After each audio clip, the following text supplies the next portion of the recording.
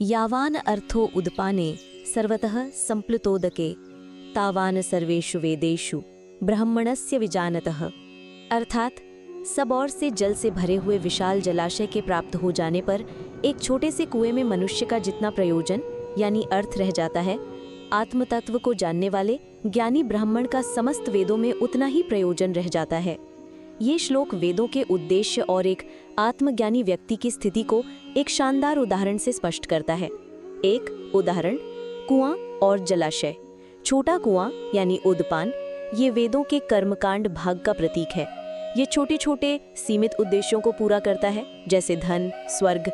विशाल जलाशय यानी सर्वतः संप्लुतोदके ये ब्रह्म ज्ञान या आत्मज्ञान का प्रतीक है।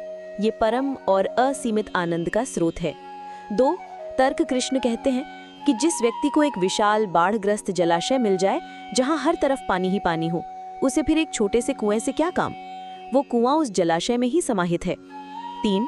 आध्यात्मिक अर्थ, ब्राह्मणस्य विजानतः। यहाँ ब्राह्मण का अर्थ जाति से नहीं बल्कि उस व्यक्ति से है जो ब्रह्म यानी परम सत्य को जानता है। वेदों का प्रयोजन, इसी प्रकार जिस व्यक्ति ने परम सत्य को जान लिया है और आत्मानंद में स्थित हो गया है, उसके लिए वेदों के छोटे छोटे सांसारिक फल देने वाले कर्मकांड स्वतः ही महत्वहीन हो जाते हैं।